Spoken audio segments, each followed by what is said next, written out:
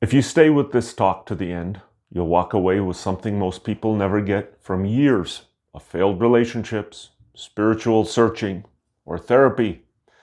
You'll get a clear understanding of how karma actually works in real life and why it keeps showing up in your relationships, your money, and your decisions. And I'm going to share with you 5 simple steps you can start using today to stop the cycle and take back control of your life. Here's the truth that nobody tells you. Karma isn't a cosmic boomerang. It's not about do good and good comes back, or do bad and bad things happen to you. That version, it's comforting because it puts everything outside of you, like some invisible hand is keeping score. The real version is more powerful than that. Karma isn't a force acting on you, but it's a result of the habits, reactions, and patterns that you repeat over and over again. It's not mystical, but it feels like magic only when you notice the results far into the future, when they're disconnected from the actions that took you there. So every relationship you enter isn't random. I think you know that by now. Your conscious mind chooses based on your preferences, but your unconscious mind chooses based on what feels familiar to you. And neuroscience shows us that the brain runs on prediction first. It scans for emotional patterns it already knows, not what's logically best for you. That's why people raised in chaos feel bored when there's calm. And people raised with neglect feel anxious when someone actually shows up for them. Your brain isn't chasing happiness. It's chasing what it knows. Think about that. And that loop, that's karma in action. When you meet someone and feel that spark, right? You remember? Feels like chemistry, destiny, or attraction.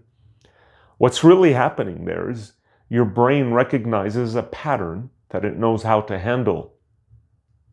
Not because it's healthy, but because it's familiar. And the lesson isn't something that shows up later. It's actually built into what drew you there in the first place. But most people only notice it when the pain shows up much later, and then they ask, how the hell did I end up here again? The pain and the loss are your mind and body's way of sending you a signal.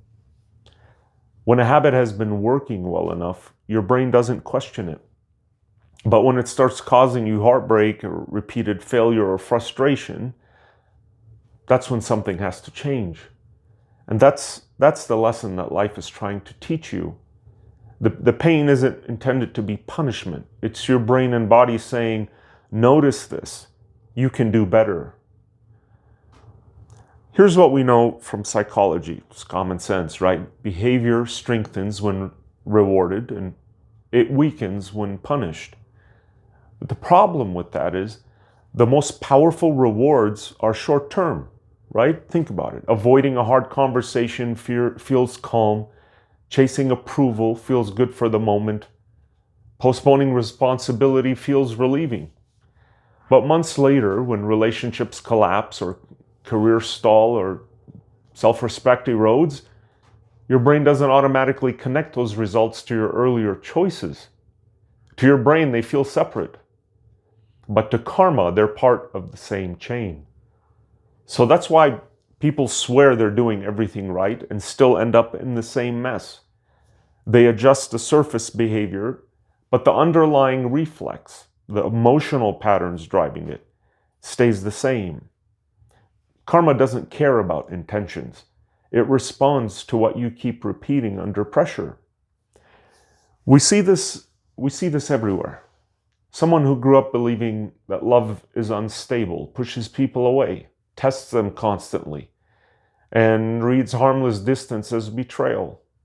I'll give you more examples. Someone who chases instant gratification with money, makes the same impulsive bets over and over again, and then wonders why their bank account keeps shrinking. And someone who avoids responsibility drifts, rationalizes, and blames bad luck years later. Now, karma isn't about being good or bad, right? Contrary to popular belief. And, God isn't there keeping score for us so he can punish or reward us later. Karma is the result of repeated patterns. And the more unconscious these patterns are in you, the louder that life is going to shout. And a lesson isn't the story you tell yourself after loss. It's the new behavior that your mind and body can actually choose. If the behavior doesn't change, the lesson has not landed, right? It's going to keep repeating. Life quietly rebuilds itself in the same way, but with new props. In ancient traditions, they called this invisible thread karma because they noticed patterns repeating across families, generations, and lifetimes. They didn't have neuroscience. The Buddha described it not as punishment, but as the natural result of craving, avoidance, and ignorance shaping the mind.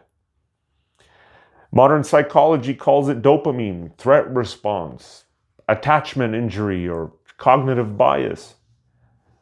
It's the same principles, different words, different times. Karma feels mystical because results take time. You don't see the pattern until it's fully formed, right? By the time you notice it, it feels like fate. But in reality, it was built quietly through hundreds of small choices that never felt important on their own. Think about that. Hundreds, thousands of choices we make every hour, every day. And then something happens later, we don't connect the dots. Some people never learn because the comfort of familiar patterns outweighs the pain of changing them. As long as change feels harder than staying the same, that loop's going to continue. And this isn't a flaw, it's how learning and survival work. But here's the good news. So karma isn't one way. It's the same patterns that compound dysfunction that also strengthen honesty, clarity, and emotional control. So it feels slow because stability is quiet. Chaos announces itself, but the growth does not. Most people never get this. But here's how to take control. I've thought about this. I have 5 steps that you can use to actually change your karma. Okay, let's get into it. I'm going to share 5 steps for you. Number 1, notice your automatic reactions. Outcomes take time, but your reactions happen instantly. When you snap, freeze, or avoid, ask yourself, what did I just do without thinking? That's where the cycle starts. Number 2, treat discomfort as information, not a warning. So growth almost always feels unsafe before it feels good. If you only move when it feels safe, you'll stay trapped in the same loop. Please pay attention to these. 3, flip your usual patterns. Pick one area where you keep getting stuck. Communication, honesty, boundaries, or effort. And do the opposite of your reflex for 30 days. Speak the truth if you usually soften it. Stay present if you normally withdraw. Then watch how life responds to you. 4, lean into temporary loneliness. Right? When your habits change, the world around you lags. Feeling isolated doesn't mean that you failed. It means your life is adjusting to the new you. And 5, repeat until it sticks. Insight without repetition is useless. And conversely, repetition without awareness is blind habit. Karma only shifts when you consistently pair the two. So that's how lessons actually become real life results. Your future self isn't waiting for the universe to hand you a reward, right? It's waiting for you to stop repeating the same old reflexes. And the world isn't hiding anything. Instead, it's reflecting back exactly what you've been doing all the time. Every broken relationship, every opportunity that slips away, every time you feel stuck, that's just feedback. Because karma isn't watching you. It's not mystical. It's the result of your habits meeting reality. Do nothing and it stays invisible, feeling like luck or fate. But change one pattern and stick with it. And suddenly you start seeing the difference. You realize you're not at the mercy of life. Instead, you're shaping it. This is getting real hot. Once you see that, you stop asking, what is life trying to teach me? Instead, you ask, what am I training life to mirror back to me? That's when karma stops being a mystery. And that's when it becomes a tool, a way to actually get the results you want in relationships, in work, and in life. I'd like to thank some people for my previous relationships for being the inspiration to this video, and maybe some life pain and loss, right? Whether it's career, financial, and so on. I think this was a very important topic, and today is episode 88. 8, karma. Sounds great. I hope you enjoyed this talk with me today. And I'd really appreciate it if you share your comments with karma and your thoughts.